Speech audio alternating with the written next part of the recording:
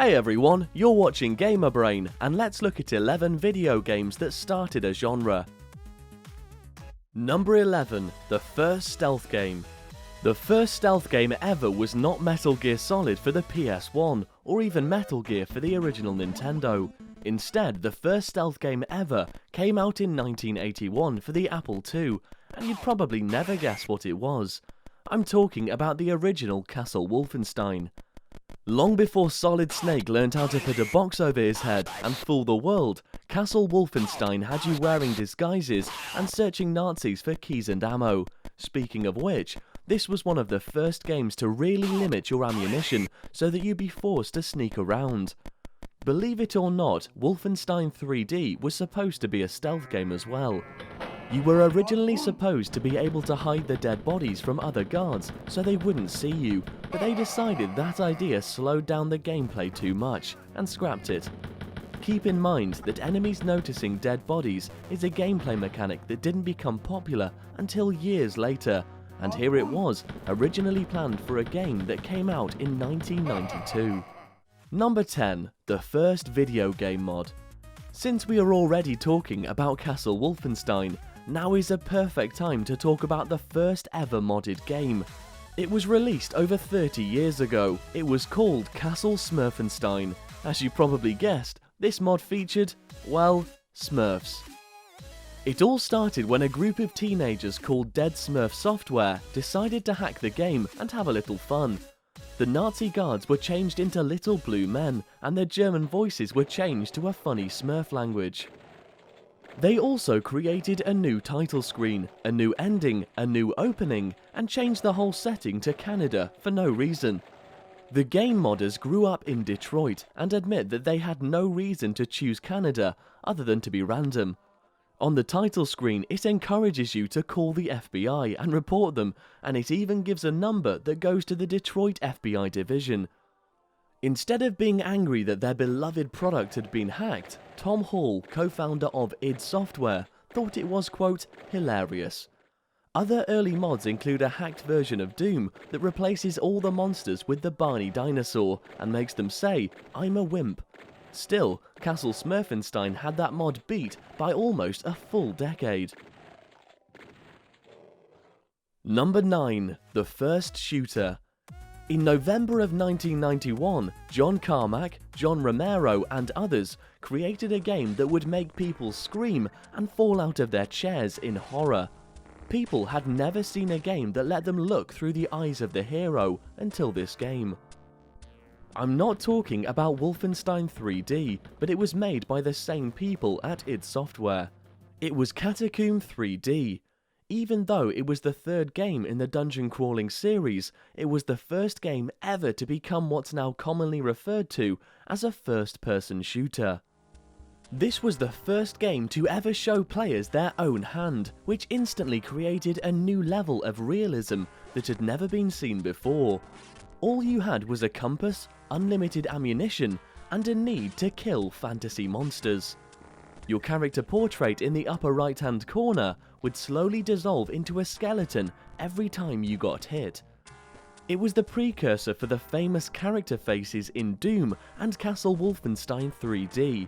Until those games came out though, nothing else was quite like Catacomb 3D. Number 8, the first platformer.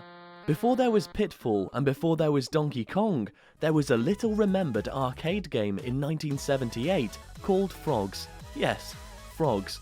That was the full title. It must have taken them forever to think of. Anyway, Frogs was made by Sega when it was still a software company called Gremlin, and aside from the bland title, Frogs was way ahead of its time. First of all, this was pretty much the first game that made you jump into the air to collect items. You were this little white frog that had to maneuver on a lily pad to catch bugs without falling off. The controls were just a simple joystick and a jump button. So before Mario was collecting coins and before Sonic was collecting rings, a frog was catching bugs. What was extremely advanced about this game was its true-to-life 3D graphics. The background was a cardboard cutout that the game projected the graphics onto by using a mirror. It gave the game a lot of visual depth and colour, and it made it really look like your frog was jumping straight into the air, instead of being stuck on a two-dimensional screen. If you caught the dragonfly, you got a free game, which was something that pinball games only did at the time, so you could argue that it was also one of the first arcade games to feature a 1-up. Frogs was just way ahead of its time on multiple levels. Number 7. The first racing game. Well before Gran Turismo, there was a little-known video game called Gran Trek 10.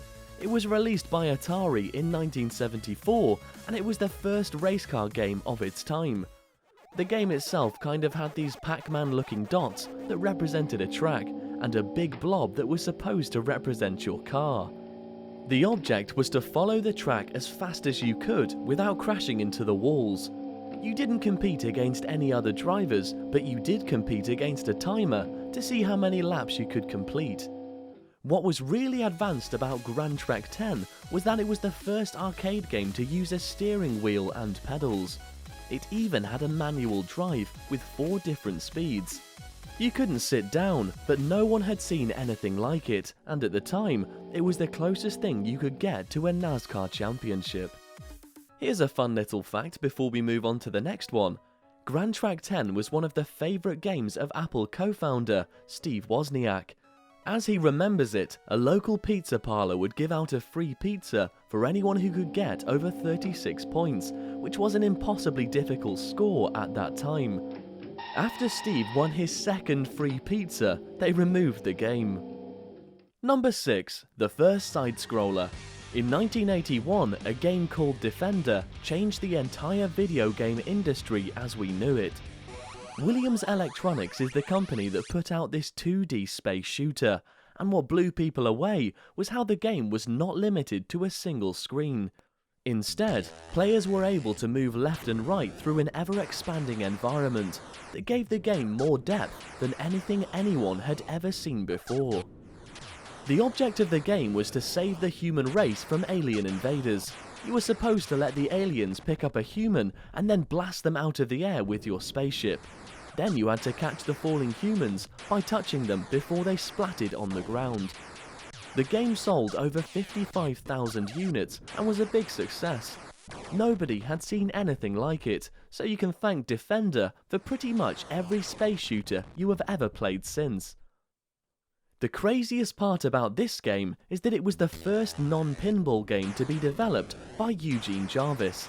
It's surprising enough that he was able to develop such a successful game at all, but the fact that he revolutionized the video game industry on his first try is simply amazing.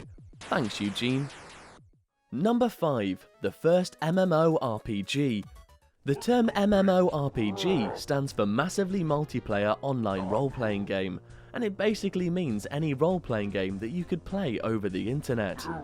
Obviously, the genre has really taken off with the release of World of Warcraft, and before that EverQuest and Ultima Online, but at one point the idea seemed next to impossible. That is, until a little game came around called Meridian 59. Meridian 59 was designed by Andrew and Chris Kermsey. The two brothers were interns at Microsoft in 1993 when they realised that DOS games were about to be a thing of the past. The new graphics from the Windows 3.1 platform gave them both a neat idea. What if they could make a medieval role-playing game with graphics and online play? They used their intern status to stock up on Microsoft products at a discount price, and then they got to work developing their dream game. The way they saw it, this was their last chance to develop a game together before they had to find jobs and go into the real world, so they went big and spent their life savings on 2 computers. They set up in their parents' basement in Virginia. They were only 19 and 21 at the time. The two networked their computers and managed to design an entire scripting language of their own. By the end of the summer, they could walk around, fight monsters, get items, and cast some spells. It wasn't much, but the basics of Meridian 59 were finally coming together. The next year, Andrew got inspired by Wolfenstein 3D and Doom, and he decided to make the graphics look more like those two games. they added a third person named Mike Sellers to the team, and in 1995, it really seemed like the game was going to become a reality. Mike Sellers and his brother provided artwork and funding. By now, people had internet connections, Windows 95, and a desire to use this new technology to play online games. Chris ran a server from his dorm room at college, and it got a good response. The four of them set up a corporation called Archetype Interactive. Next, they set up a server on December the 15th, 1995, and waited for anyone to log on. They were delighted to find 4 random people had connected by the next day, and one of them had even solved their only quest. It was probably the first online community for a non-text-based game ever. Eventually, Trip Hawkins of 3DO Games caught wind of the game and offered to buy out Archetype for $5 million in stock options. After a bumpy launch, the team grew frustrated with 3DO's demands and lack of support and decided to break away. The game never really took off, but it did manage to attract over 10,000 subscribers and was still considered a huge accomplishment for its time. For example, it was the first game to use physical gestures such as waving, and it was one of the first graphical games to allow players to form real-life friendships and even sometimes marriages. This was also the first game to contain in-game email, voting polls, a player-based economy, and player versus player combat. There were player-driven storylines and an in-game communication system that was blatantly ripped off by EverQuest and Ultima Online. In fact, this game is what encouraged Origin to go ahead with Ultima Online in the first place. Beyond that, this was the first MMORPG to be supported by a major publisher, the first MMORPG to get magazine coverage, and the first MMORPG to require a monthly subscription rate. Even though 3DO canned it in 2000, the game is such a cult classic that 20 years later, it's still available for free play. Number 4. The first tennis game. If you thought I was going to say Pong, think again. There was a tennis game that beat Pong by about 14 years. It was released all the way back in 1958, and its name was Tennis for Two. Forget about being the first tennis game, this might be the world's first video game, period. Tennis for Two was developed by William Higginbotham, who also helped develop the world's first nuclear bomb. The world's first nuclear bomb and the world's first video game. William had some weird hobbies. Seriously, Tennis for Two was more of a science experiment than a video game. William first displayed it at the Brookhaven National Laboratory in Upton, New York, to quote, liven up the place, and it was immediately a huge success. The general public was stunned by the concept, and they lined up by the hundreds for a chance to play. The game itself looks more like a radar system than any modern video game. In fact, it was so big that it required a full-size station wagon to transport it around. On the screen itself, you could only see the tennis ball, which was just a square blip, along with the court and the net. Your player was invisible, but you could still use a controller to choose exactly when to hit the ball once it came over to your side. You could hit it as soon as it came over the net to send it flying, or you could wait a little longer to try and angle your shot better. The next year, Tennis for Two was displayed again with a bigger screen that was 7 by 10 inches, and it had even more features. This time you could choose to simulate the gravity of Jupiter or the Moon, and this was about 30 years before you could open up the console in Quake 2 and type SV_gravity to do the same. So thanks a lot, William. You may have helped create one of the most destructive weapons mankind has ever seen, but you also created a pretty cool video game, so it all evens out, I suppose. Number 3. The first home boxing game. Way before you were punching people out with Mike Tyson, there was an earlier boxing game by Activision for the Atari 2600. Its name was, get ready for it, Boxing. Ah, simpler titles for a simpler time. Boxing was about as straightforward as it gets. It uses a top-down perspective and has a black boxer versus a white boxer. You could play against another person or against the computer. There were no knockdowns, no rounds, and a match ends either when a player lands 100 punches or after 2 minutes have passed, whichever came first. You get to choose when to move and when to punch, but the game automatically decides when you throw a right or a left. Needless to say, these primitive controls are much different than the analog controls of, say, the Fight Night series, but hey, it was a start, right? For its time though, there was nothing else like it, and the people were seriously impressed by the game's creativeness. Number 2. The First Fighter. Knights in Armour was made in 1976 by Project Support Engineering. In this game, you can either be the Black Knight or the White Knight and fight against each other in 8, 10 or 12 round battles. You wanted to aim for the opponent's shield or for their armour.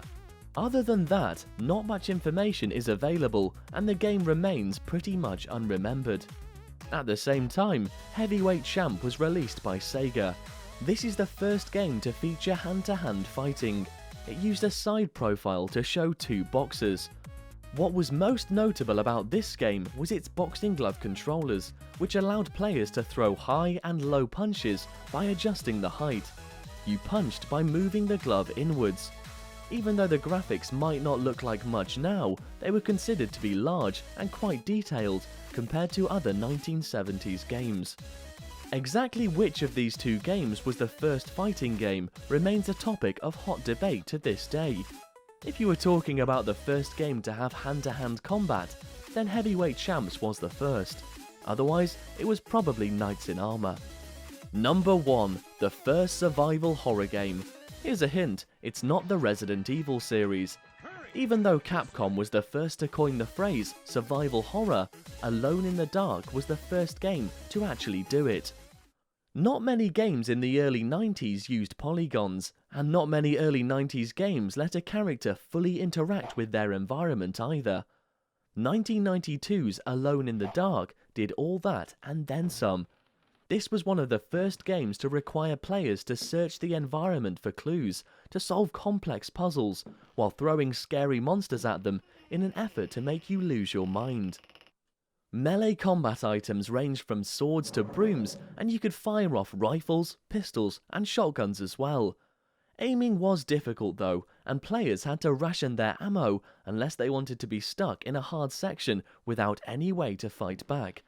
No other game had thought of adding this gameplay mechanic before, and it created a ton of tension as you had to decide whether or not to fight or run away.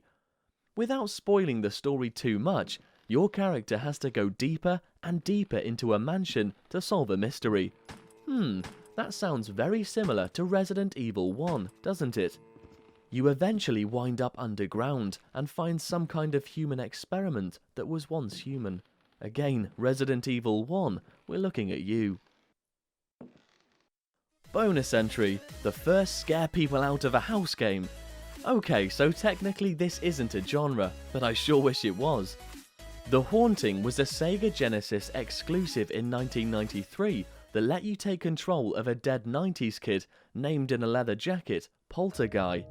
He died on a skateboard that was poorly manufactured, and now he wants to make the family who owned the skateboard company pay by haunting them forever. The game has a really amazing sense of humour that blends gory scares with 90s slang and slapstick humour. You follow the family around from room to room and jump inside of objects to arm them. When a family member walks nearby, a scary animation happens and they eventually run out of the room screaming. The level ends when you've scared all of the family members out of their house, at which point they simply move into a new place and the game goes on. Every time a family member gets scared out of the room, they leave behind a big glob of ectoplasm for you to collect. This is basically what keeps you in their world. You have an ectometer in the bottom corner that is constantly going down and is basically like a time limit. When your ectometer runs out, you get sent to this underworld dungeon to collect more. Be careful though, because bats, skulls, black holes and huge hands will all slap you around and cause you to lose health.